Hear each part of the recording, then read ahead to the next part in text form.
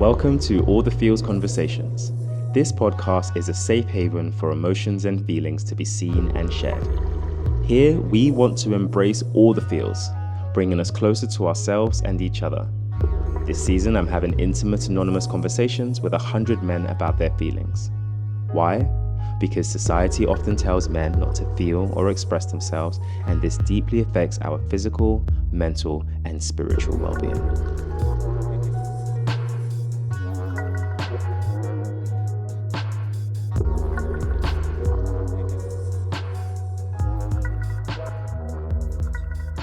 What does love look like and feel to you? Love to me, from my experiences now, speaking as somebody who's I'm probably in my early 30s now, I'm kind of independent person, feels like trust. So not just trusting your partner, trusting your friends that when you're not at your best, they're not going to turn their back on you, and you know that's going to happen, and vice versa. Knowing that you'll be accepted even when things aren't going great. That trust when you feel like everything's falling apart, but knowing that you've always got people that can depend on you, or you can depend on, and can depend on you. That is what love is to me. That unconditional acceptance. Doesn't mean that everything you do will always be okay. Like, everyone's got their lines, but knowing you inherently as a person are accepted. I don't think I've ever really seen it in the unconditional sense until to be honest, until probably I was well into high school, and I met my friends who I'm friends with now, going to university, like even really close family friends who we've known each other since we were 0, and just no matter what, even if it's 2 years since we've seen each other, come back, see each other like nothing ever happened. Right? We can talk about things that have gone great in the last couple of years and they haven't, knowing that there won't be a judgment there.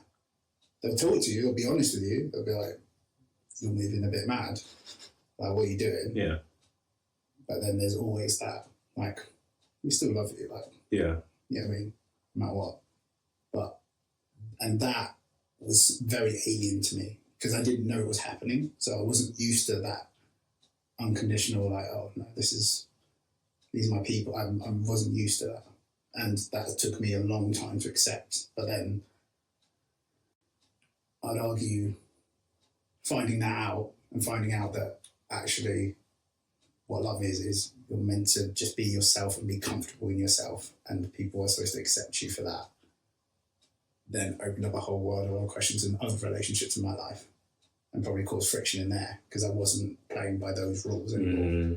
No, it does. And you've spoken about trust of, your friends trusting you and trusting others. Is that how you like to be shown love? Is that the same thing? Yeah, partly. Okay. Partly. I would like a loving relationship to be one where you don't just you share the good times, but you also feel comfortable enough to share your vulnerabilities with each other. Okay. I think over time, it's taken me a long time to come round to it, being partly because of my background, but showing any sort of vulnerability, I feel, in older generations is viewed as complete weakness. No matter what happens, you just cannot show weakness, no matter how bad you're feeling. So there's your true self and there's the self you show. And I feel the bigger that gap is, the more unhappy you become. Wow. And you create this mask, and eventually that mask slips, or whatever that gap is, that oozing liquid that is in between the true self and the place you're trying to show, it will come out, that will show, eventually that will crack, and you will come back. That whatever is in that gap, it will come out in all sorts of horrible ways, or you just bury it. What is in this gap? So in that gap is, for me, I think the gap between your true self, where you're honest with yourself, honest with your feelings, honest with the people around you, and you have an understanding of what you even like, what you want, not necessarily what society tells you what to be. You're not molded by that. So, but eventually, over time, society molds you in a way that you have to be this way. So if you're molded in a way that you're trying to be something that you're just not, or you'll have a reaction to an event, sometimes a traumatic event, which instead of processing it, you're burying it. You can't bury it. It's going to go somewhere, and it leaks out. It leaks out in all sorts of manner of ways. It might leak out in you drinking more, you being out more, you're not speaking to your partner. Suddenly, you're living a second life. Who knows what happens? Like, Been there. Mad stuff goes on. Been there.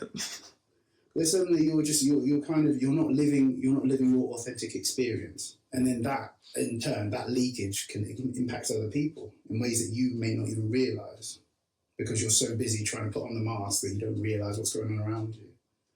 And that is something that I'd probably say I've probably done, and it's certainly something that I've suffered from. But trying to close that gap and be my true self and know that I'll be accepted for just me being me. Who knows? But I just want to live a happy life, and I want everyone to. But I don't see how living a happy life and not living your true self, how that won't mesh. Yeah. I just don't see it. From my experiences personally, my own personal struggle with my mental health, a lot of it stems from that. Have you ever felt unconditional love? And do you believe it is possible to be unconditionally loved as a man? It's a very good question. I think you should feel it. Personally, I haven't felt it. I think even today, where you are now? Oh, there's conditions. Oh God. How do you feel about that? That's fine. That's the cost. That's the cost of I'm married. I've got a kid on the way. There's a condition to that. If I want to stay married and live in my house and with a kid on the way, if I decide that I can go out and live like I'm 20 years old again, doing all sorts, then that is a condition. It's an extreme one, but it's a condition. And you think the love is conditioned on trust and fidelity. Okay. That's what we've signed. Other people might sign that they're not that bothered. As long as they're number one at home, then you can go out and do whatever you want. Me, it's not the way my stuff's set up. Like that's not the way and losing that trust, once it's gone, for me, gone. You don't think you could come back from losing that? No, from that, using that trust. So I think in terms of relationships with people, I think unconditional, I think the only place you can probably get that is from your parents. My relationship with parents is colourful, so I don't think I necessarily have an unconditional. I don't think I've ever had that. Okay. What is your relationship with yourself like? Difficult. Okay. Incredibly difficult, actually. It's quite difficult being in my head, to be honest. I probably put an unrealistic amount of pressure on myself to do things. And I'm very hard on myself if I don't. I do that at pretty much all times. So when I do it, I kind of gloss. When I set myself a goal and actually complete it, I don't sit back and enjoy it. I just move on to the next thing. I'm now trying to learn how to kind of give myself some flowers, enjoy the achievements, because it's getting to the point where it's just like, well, what else do you need to do? What will actually, if doing X will make you earning more money, will it make me actually any happier, or am I just inviting a lot of stress into my life? Because how much can you do? How much? Like, it depends. I'm not out here like spending stupid money on whatever. I just want to live. I know what kind of life I want to live. And my wife asked me a very poignant question. She was like, right, from this point, what else do you want? Like, what else do you actually materially want? Okay. And that's the first time I've ever thought about it. I've never thought. So have you ever asked yourself, or have you ever done any like feeling or thinking as to why that is? Yeah, because I've been constantly told I'm not good enough. Okay. That's been reiterated to me in various, even if I am, So I kind of internalised that, and I keep achieving, so therefore you can't tell me that I'm not good enough. Yeah. Because if I go in, I just keep going, then you can't, how can you tell me that? And I feel like in the last 4 or 5 years have I kind of maybe taken the blinders off and started to realise, I'm like, no, you are good enough. Learning to kind of take that space and enjoy what you've accomplished is something that I've always really struggled with. So, and I think part of that is because I've had a very poor image of myself. Like, even at school, if a girl fancied me, I couldn't comprehend that a girl would find me attractive. Like, that's because, mine partly because I'm a black man. I went to a school where there were black people there, don't get me wrong, it's a very multicultural school. Yeah. So black people, there was a section of black people, Jewish people, Indian people, like, and we all hang out together. So maybe I saw black as beautiful, but I didn't see me ever as beautiful. They're so beautiful that it never clocked onto me that I could be, and that somebody would like me for me. Because I've kind of grown up being told I wasn't good enough.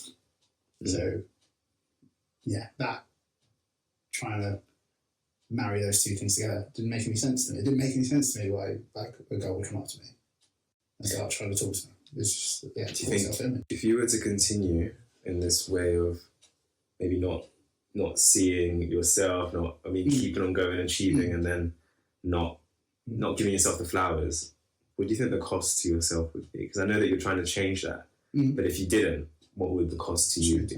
I'd be divorced, living in some penthouse somewhere, being extraordinarily unhappy, but also and dealing with the stress of it every single day and not being able to get off the ride, because I'll see my world as that narrow box where it's a tunnel almost, rather than being able to punch up the top. Yeah, I just see it as a tunnel and I have to go forward. But that's been conditioned into me. Yeah. And I need to learn, not just for me, for my wife, for my kid, because I will never want my kids to feel like they're not good enough. But who taught you how to be a man?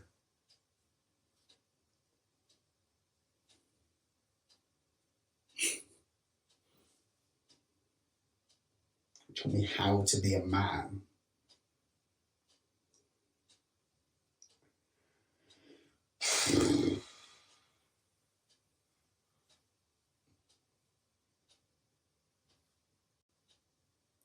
No one.